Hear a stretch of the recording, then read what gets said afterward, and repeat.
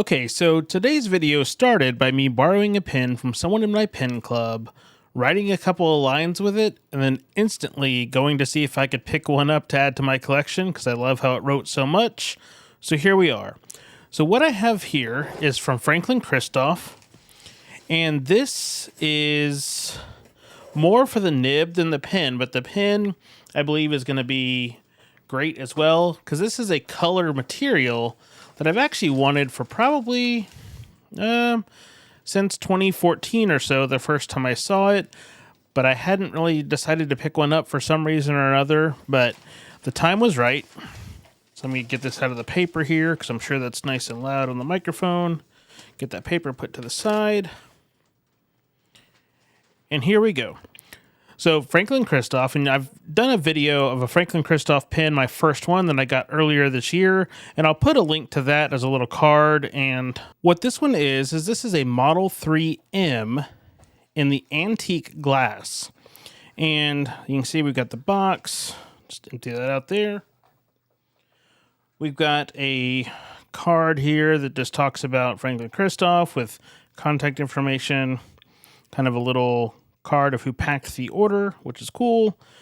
Does come with two different cartridges. One looks to be blue and one looks to be black, so that's nice as well. But let's get to the actual pen. And I do like that Franklin-Christoph sends their pens in these little zippered pouches. This is very practical to me, and it's not a bunch of like plastic that's going to get instantly thrown away. You can easily use these to keep a pen in and keep it in your pen case, or if you just have a single pen. So very nice to have that as well. But here we go. Here is the Model 3M with the antique glass. And let me switch over to the side camera here. I mean, look at that material. I really like how that looks.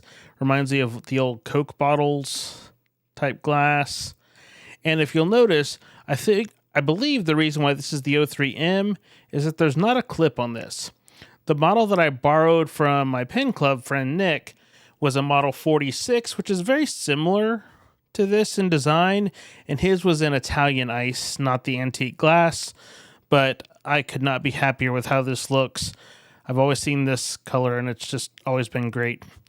And you can see here, you can see through it, but I'll take it apart just to show. It does have a converter. And in the converter, everything in there. This is a Yovo number 6 nib, but the nib is really the whole reason why we got to where we are.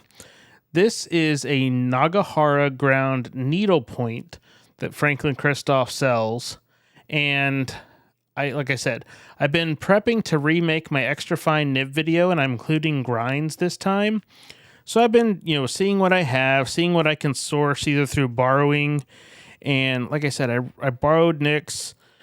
I had ink. It already had some ink in it. I wrote 2 lines, and then I instantly was going to the Franklin-Christoph website to see if there happened to be any of these nibs available because I enjoyed how it wrote so much. So we have this here. Let's get it inked up, and we'll do a writing sample. And I'll probably grab another pen or two, just some other kind of standard extra fines to show a quick line comparison. But stay tuned to the channel for when I do the full extra fine nib remake. That's when you'll really get to see all of the different extra fine nibs, including grinds and needle points on a variety of papers, which will really be a good side-by-side comparison.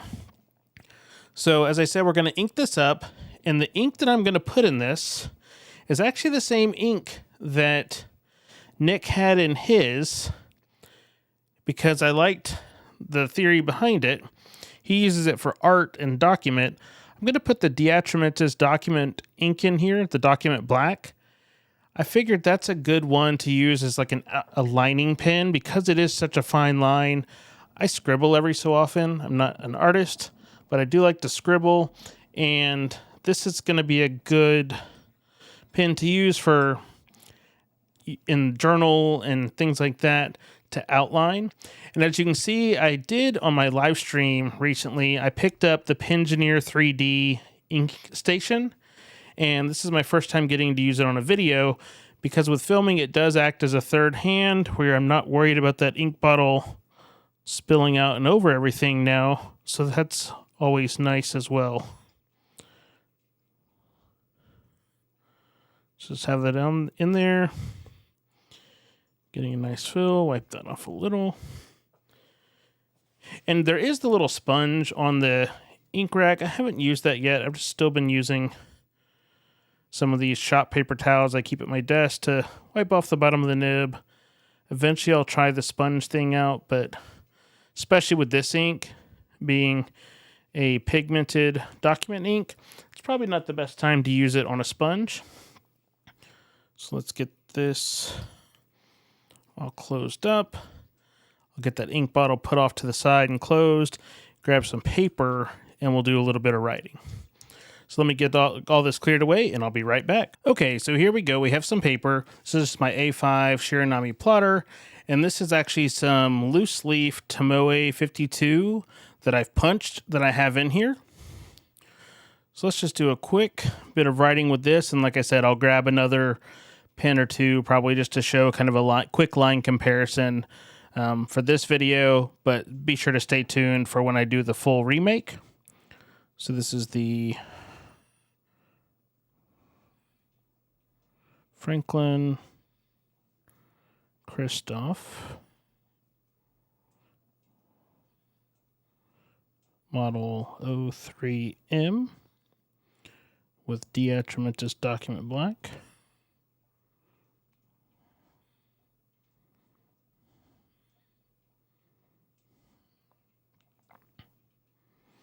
And this is the Nagahara Extra Fine.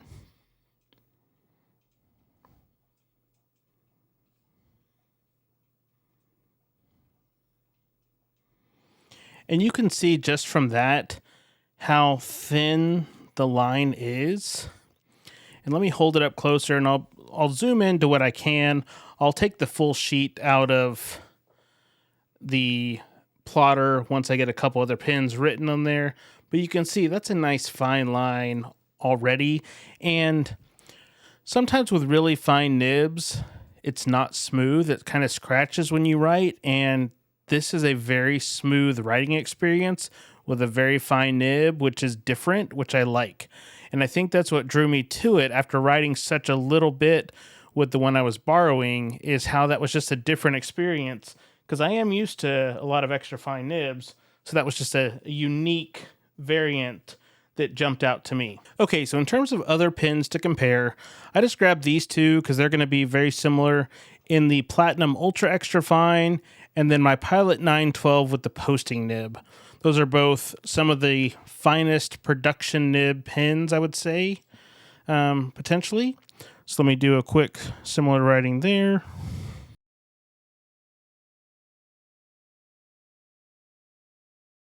I don't remember the exact color of this color verse. It was from the Inkfint calendar of last year. So I'm just going to write color verse red for the time being.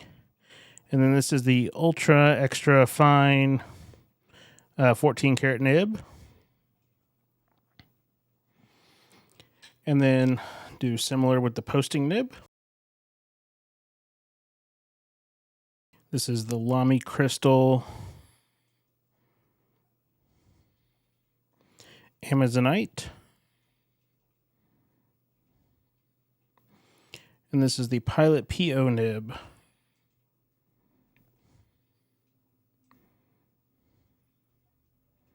Or posting, so I'll do posting / PO. So now let me take this sheet out and I can hold it up better to the cameras to show just how thin the lines are.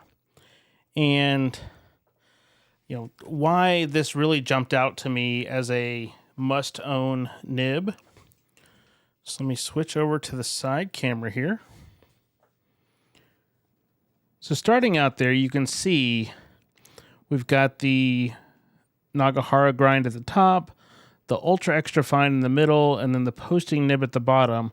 So these three, between the custom grind, and that's not holding up the best, between the custom grind and the other two, it's very similar line widths, but the second and third one are gold nibs.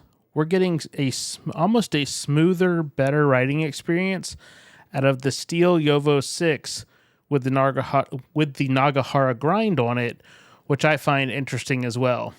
And let me try holding up to the overhead camera here, because with editing, different cameras will allow me to do different things. This will be a little darker, but I think I can probably zoom in a little better just to show that again in the comparison. And the thing that jumps out to me is, like the Pilot 912, you can pretty much get in black like this. The Ultra Extra Fine, or the 3776, there's a few different options. But with this nib, I can now put this Nagahara nib on any of my maker pins that take a Yovo 6. So I could swap this around. I could put it in an Opus 88 that has a massive ink capacity. I can put it in a little pocket pin. So the flexibility of the Yovo 6 nib adds just an extra little bit in terms of getting a grind like this. And the fact that Franklin-Christoph has them where you can just order them off their website.